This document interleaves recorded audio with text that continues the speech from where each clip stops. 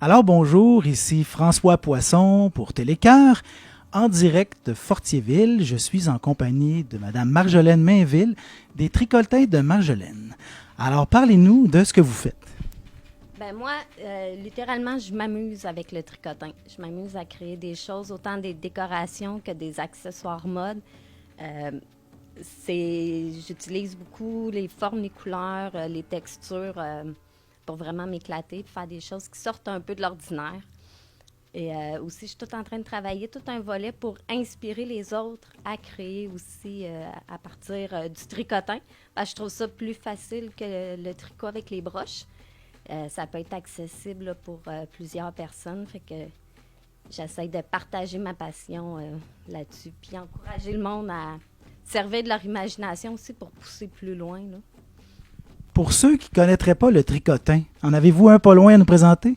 Oui, ben, j'ai celui-là ici qui c'est un modèle à assembler que je peux faire différents formats, tout dépendant du projet que je fais. Il y en a des ronds, des rectangulaires. Ça vient de tout plein de formes. Moi, j'en avais vu des tout petits en bois, là. Oui, la vieille bobine avec les clous. Oui, je rappelle beaucoup de souvenirs à beaucoup de gens avec ça.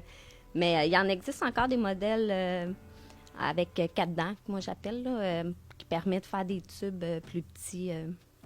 Ça rajoute d'autres effets. Là. Mais je vois que là, on est rendu au plastique, puis c'est énorme là, comme dimension. Ah, mais celui-là, ce qui est le fun, c'est qu'on peut le séparer puis l'assembler.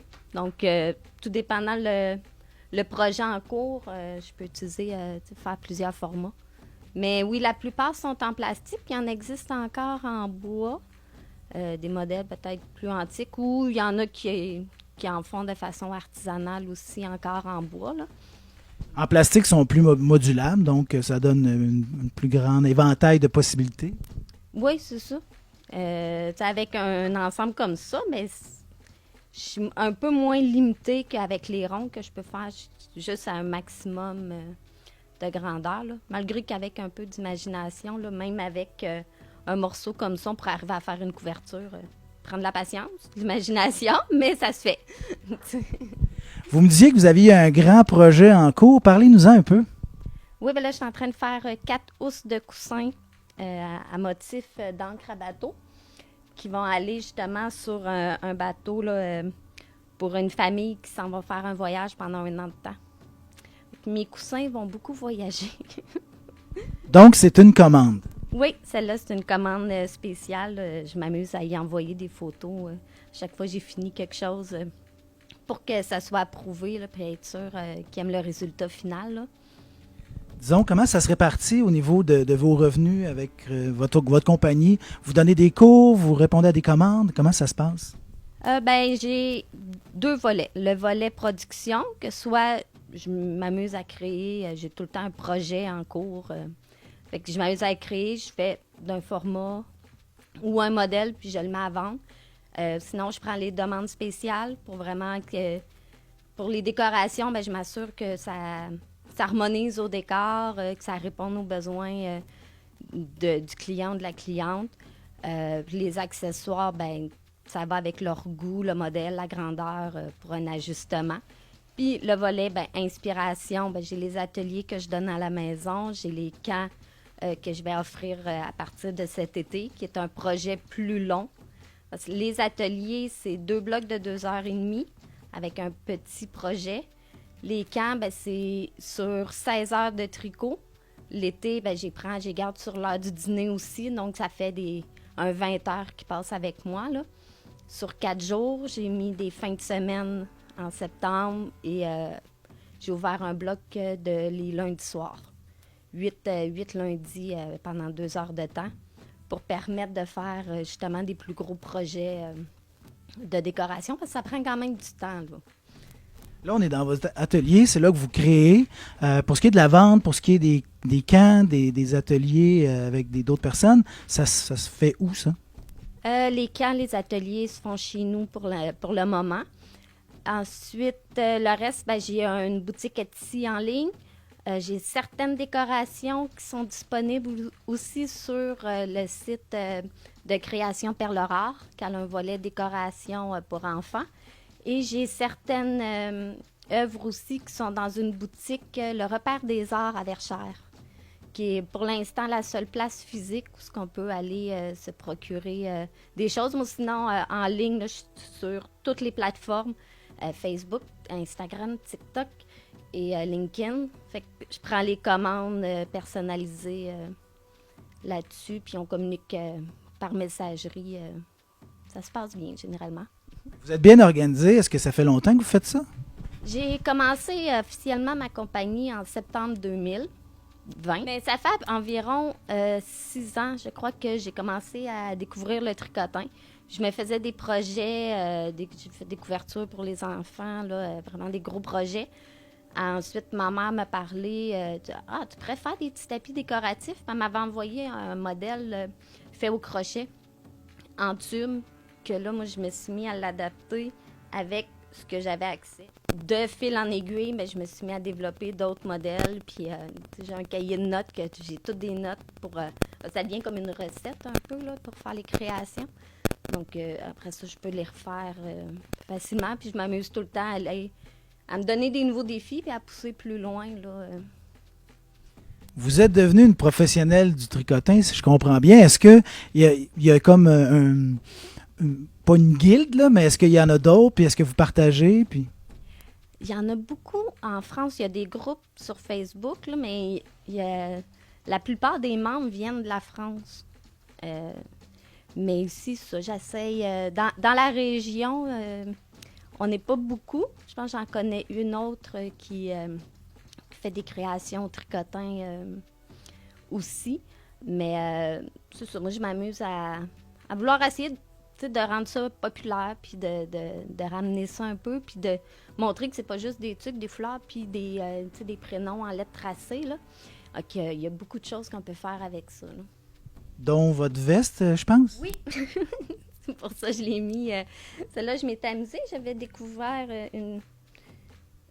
un fil que mes parents m'avaient donné, qui est plus mince que ce que j'utilise d'habitude. Puis là, je voulais expérimenter la texture. Fait que sur un coup de tête, je suis partie avec, en allant coucher mon garçon ce soir, de me partir de quoi sur le métier. Celle-là, il a été vraiment improvisé. D'habitude, c'est un peu plus planifié quand je commence une création, là, mais celle-là, je le trouvais...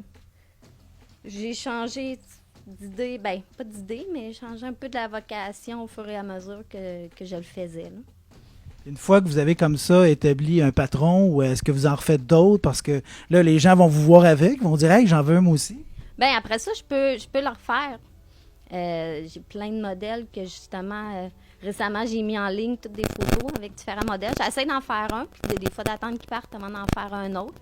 Mais si le format, il ne fit pas à la personne, ben je peux toujours le refaire. Puis de toute façon, chaque création peut être unique, parce que tout dépendant quel nœud j'utilise, ça n'aura pas le même fini, ça n'aura pas la même grandeur. On parlait tantôt des ateliers avec des enfants. Comment ils réagissent à ça, le tricotin, eux autres? Bien, ils trouvent ça, les commentaires que j'ai eus, c'est facile parce que c'est répétitif, mais c'est long.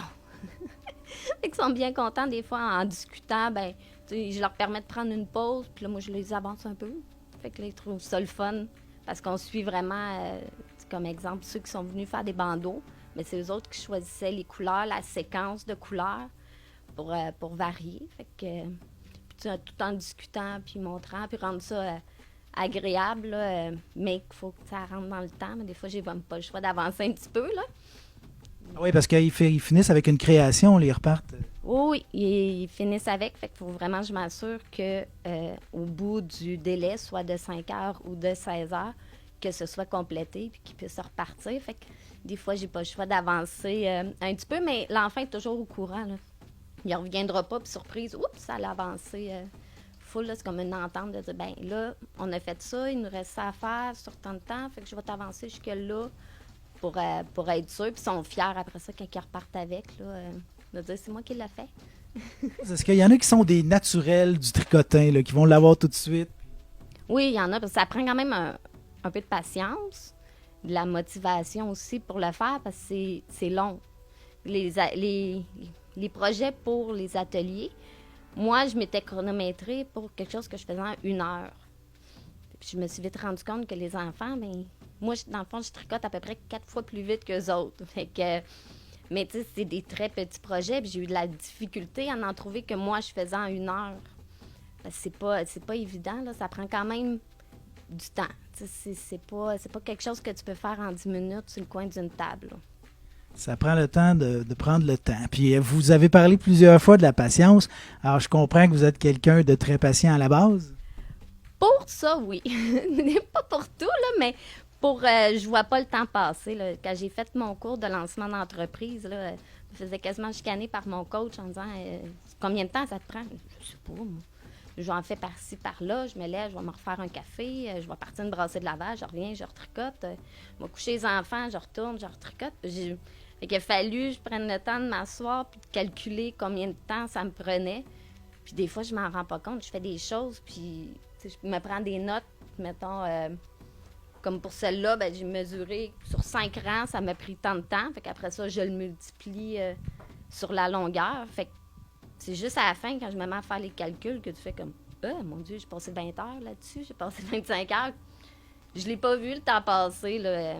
Moi, je rentre dans ma bulle, puis je pense à d'autres projets, à d'autres idées de comment je peux emmener ça plus loin, puis qu'est-ce que je pourrais faire d'autre. Puis c'est le monde qui me dit, comme, mon Dieu, t'es patiente. Puis quand je vais dans des marchés, puis que ça va à ma table, c'est comme, oh, il y a de la couleur, il y a de l'originalité, puis il y a beaucoup de patience là-dedans, tu sais.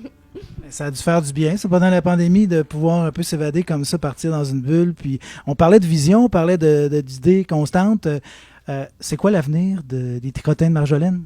Il y a beaucoup de choses qui s'en viennent. Là, je suis en train, présentement, avec la plateforme de la Ruche pour le financement participatif, de travailler sur un projet vraiment pour développer le volet inspiration, qui va être de monter des kits de tricotins avec des guides, mettre certains modèles en tutoriel, puis d'envoyer ça direct à la maison ou de me rendre dans des organismes et dans des écoles pour pouvoir donner la formation. Donc, c'est vraiment là, pas des forfaits, soit les boîtes de base avec un tutoriel, le guide, puis le matériel, mais vraiment tout ce qu'il faut. Le tricotin, les aiguilles, un ruban mesuré, vraiment tout l'équipement.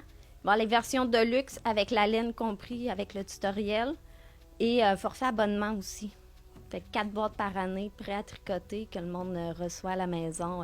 Avec des idées de projet là, simples, mais originales. L'atelier se trouve à Fortierville. Comment est-ce que Fortierville réagit au tricotin? Ah, ben le monde, il trouve ça vraiment original. Qu'est-ce que je fais? Il m'encourage à continuer, puis tu sais, de voir les choses. L'autre fois, j'étais allée... je suis bénévole aussi, là. Je suis présidente des loisirs là, depuis... plusieurs années. Récemment, j'étais allée à une réunion. Vu que je sors pas souvent, ben, je m'étais mis un petit couvre-épaule que je me suis tricoté. Puis le monde a fait comme « Ah, t'as mis tes créations. » Je dis « Ben, tant qu'à sortir, je vais en mettre une. » Fait qu'ils trouvent ça bien drôle. Puis ça, j'ai vécu quand même des beaux commentaires là, sur ce que je fais. Là. Et vous avez créé aussi une œuvre pour la municipalité. Oui, ça a été un peu un hommage à mon entourage et la communauté, parce qu'il y a 4 ans, on a perdu un bébé à 6 jours de vie. Puis on a eu beaucoup de soutien. Puis l'idée du tableau m'était partie un peu avec une phrase que ma mère elle avait dit à la petite cérémonie en disant, si on dit que ça prend un village pour élever un enfant, ben quand un enfant meurt, c'est le village aussi qui le pleure. Là. Fait que c'est un peu cette phrase-là qui me trottait en tête avec une image de ma cousine qui avait fait un montage de mon bébé avec couché dans des ailes d'un ange. Fait avec cette image-là, la phrase de ma mère, puis de tout le monde, ben l'inspiration du tableau que j'ai fait en premier pour moi aussi, de me dire j'essaie de faire de quoi de plus artistique. Ça a été un défi, parce que là, je me l'imaginais dans la tête en travaillant sur d'autres choses.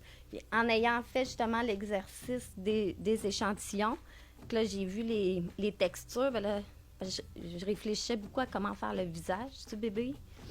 Fait que là, avec ça, ben, l'idée m'est venue d'essayer en mixant des nœuds pour donner du relief pour les traits. Fait que, tu sais, ça a été un processus que j'ai réfléchi, puis en mettant du tricot, du à plat en tube comme je fais habituellement, de la sculpture un peu aussi là, pour leur donner forme. Puis j'ai terminé en feutrine aussi parce que je voulais vraiment que le tableau il ait de l'air plein de gens là, qui se recueillent vers l'enfant. Là. Pour finir de remplir l'espace, j'ai fini avec du collage de feutrine. Est-ce que ça a contribué à alléger le deuil, disons? Oui, ça a été un processus très bénéfique parce que j'étais allée à la salle communautaire, je m'étais arrangée avec ça. J'avais invité Julie Pressé, qui est la mairesse, qui fait partie de ceux qui m'ont énormément donné un coup de main avec mes collègues des loisirs aussi. Là. Il y en a une qui était disponible pour venir. Ils n'ont pas voulu être dans la vidéo, ils étaient en arrière, mais j'ai comme voulu leur offrir à eux autres en même temps que je pense que j'avais fait un direct sur Facebook, fait que de le présenter à tout le monde en même temps. Là. Fait que ça a fait... ça a été très thérapeutique pour cette année. Ça a été difficile de le faire. Je pleurais en tricotant, là, mais au moment de l'offrir, là, j'étais vraiment contente. Ben, je vous remercie beaucoup, Marjolaine Mainville, de nous avoir présenté ce que vous faisiez. Alors, pour Télécœur, c'est François Poisson qui remercie Marjolaine Mainville. Merci à vous d'être venu. C'est très apprécié. Un plaisir.